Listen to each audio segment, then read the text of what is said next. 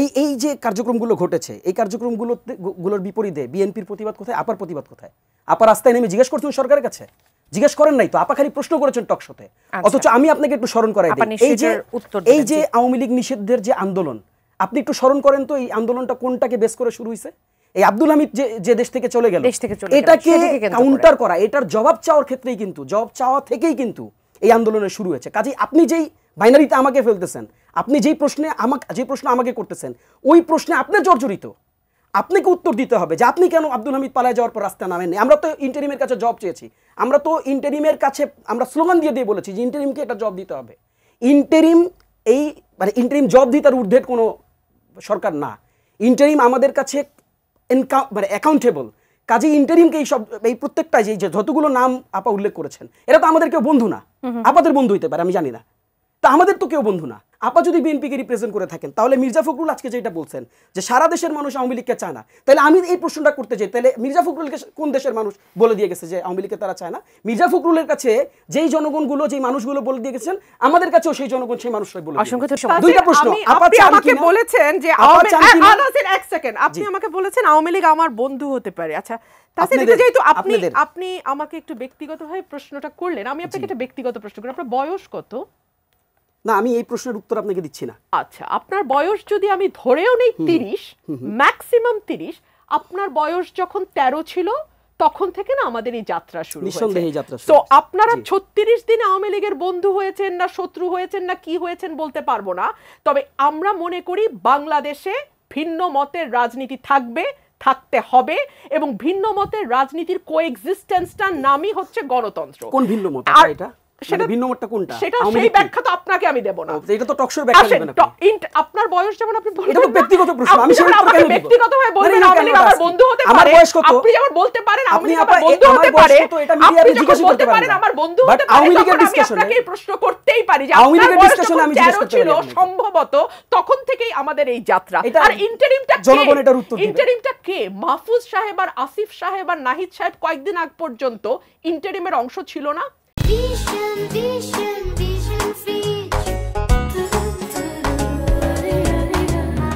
ইন্টারিমটা কে যে নাহিদ বের হওয়ার সাথে সাথে মাথায় হাত বুলিয়ে বলে তুমি বাংলাদেশের পরবর্তী প্রধানমন্ত্রী? এই ইন্টারিমটা কে যাদের পিএস স্টুডেন্ট অবস্থায় ঢুকে, মানে স্টুডেন্ট অবস্থায় উপদেষ্টা হওয়ার পর পিএস 8 মাসে 400 কোটি টাকা নিয়ে বাইর হয়?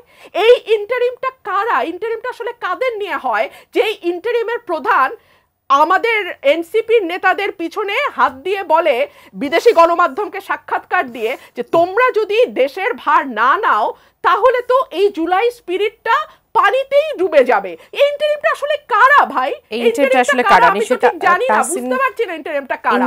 এই যে ইন্টারিম আব্দুল হামিদকে উড়ে যেতে দেয়, তাসিন প্রশ্ন করছে যে আমরা তো সেটার বিরুদ্ধে দাঁড়িয়ে বলছি আওয়ামী লীগ নিষিদ্ধ করো।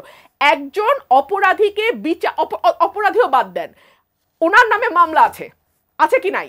মামলা থাকা মানেই হলো সমস্ত বন্দরগুলোতে, স্থলবন্দর, নৌবন্দর এবং বিমানবন্দরে তার একটা সফট কপি চলে যাবে।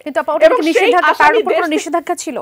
আরে ভাই, গত 15 বছর আমার বিরুদ্ধে কোনো নিষেধাজ্ঞা ছিল, আমি কোথাও যাইতে পারি নাই। আচ্ছা, আমাকে হাইকোর্টের অর্ডার নিয়ে আসতে হয়েছে, তারপর আমাকে যাইতে দেয় নাই। আচ্ছা, সুতরাং বাংলাদেশে কোন নিষেধাজ্ঞা কাজ করে আর কোন নিষেধাজ্ঞা কাজ করে না, ওরা বেচারা তো 36 দিন আর আমাদের তো 17 বছর, আর আমাদের কোনো নেতার 50 বছর। তো সুতরাং এটা তো আসলে কম্পেয়ার করে তো হবে না।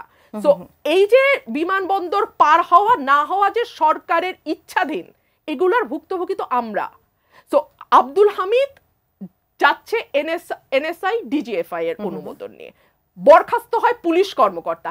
এই প্রশ্নগুলো না তুলে আপনি যখন একটা ব্রড আমব্রেলা নিয়ে আসবেন, আপনার একটা ছাতার নিচে আপনি সবকিছুকে ফিট ইন করানোর চেষ্টা করবেন, তখন তো এই ভাইটাল প্রশ্নগুলোর আর কোনো জবাব কোনোদিনও আমরা খুঁজে পাবো না।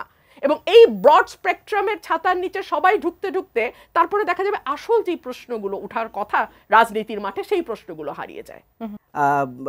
আপা যেভাবে করে আইভি রহমানকে ডিফেন্ড করছিলেন, মানে আপা আরাফাতদের মতন আমি ডিফেন্ড করি না, আমি জাস্ট একটা তুলনামূলক চিত্র দিছি। তাহলে আপা বলুক, আমি থেমে যাই। আমি তুলনামূলক চিত্র দিয়েছি।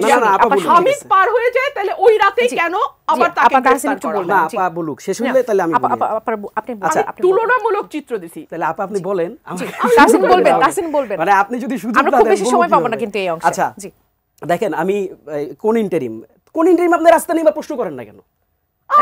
ইন্টারিমে তো আপনাদের প্রতিনিধি আছে এখনো। আপনি যদি তাহলে আপনি বলেন, আমি আর কথা বলবো। ইন্টারিমে তো আপনাদের দুটো প্রতিনিধি এখনো আছে না, বলবেন তাহসিন বলবেন। আমার তো ছিল, আমি তো দিতাম, আমাকে দিতে আমিও তো দিতে পারতাম, আমি তো দেই নাই তখন আপা। আচ্ছা তাহসিন, আমি তো আপনার কাছ থেকে শিখবো, তাই না? আপনি যদি আমাকে এইভাবে কাউন্টারিং শিখান তাহলে তাহসিন বলবেন। না আপনি আমাকে তাহলে কাউন্টার করেন, আমি তাহলে আপনার কাছ থেকে এটা শিখে যাই। তাহসিন বলবেন, আমি এটাই শিখতে চাই যে আপনি কাউন্টার দিতে থাকবেন, আমিও কাউন্টার দিব। আচ্ছা 2 মিনিট সময় পাবো। দেখেন আমি আপাকে কিন্তু প্রচন্ড রকম শ্রদ্ধা করি, আমি এই কথাটা মানে আগেও বলছি। আপা বারবার রেগে যান আমার উপর, আমি জানি না কেন রেগে যান। আমি আপনাকে বলি, আইভি রহমানকে আপা যেভাবে করে বলছেন, ডিফেন্স শব্দটা উঠায় নিলাম। আপা বলছেন যে একা তিনি দাঁড়ায় ছিলেন নারায়ণগঞ্জে, তিনি শামীম ওসমানের বিরুদ্ধে একা নড়েছেন। আচ্ছা দেখেন প্রশ্নটা বুঝেন, শামীম ওসমানের বিরুদ্ধে একা নড়লে তিনি আর বাকি সব পাপ থেকে মুক্ত, এটা কিভাবে প্রমাণ হয়? না, কিভাবে প্রমাণ হয়? আপনি যেই ওয়েতে আপনি এই টকশোটা আবার শুনবেন, কেটে ছাড়বেন, পাবলিক এটার উপর ডিসিশন দিবে। আপা যে কথাগুলো বলেছেন, আমি তো বলেছি যে ডিফেন্ড, আমি শব্দটা তুলে নিচ্ছি, পাবলিক এটা ডিসিশন দিবে আপা ডিফেন্ড করেছেন কিনা। আমার কাছে ভিডিও আছে, দেখেন উনি 36 জুলাই, জুম করে দেখান এটা একটু, উনি 36 জুলাই কিভাবে করে দেখেন, কিভাবে করে পুলিশকে সাজাচ্ছেন, পুলিশ গুলি ছড়ে নাই দেখে, এটা পাবলিকের কাছে আছে। কাজেই আমি যদি কাউকে বন্ধু বলি, সেই বন্ধু তো যদি আপা কষ্ট পান, আমি তো বন্ধু এমনি বলতে চাই নাই। আপনি যখন যিনি কিনা এই আন্দোলনে পুলিশ কেন গুলি ছড়ে নাই এটার জন্য পুলিশকে শাসিয়েছেন, তাকে যদি আপনি খুব ক্লিন ইমেজ প্রমাণ করতে চান এই টকশোতে বসে, এটা তো আমার গায়ে লাগে, আপারও গায়ে লাগা উচিত।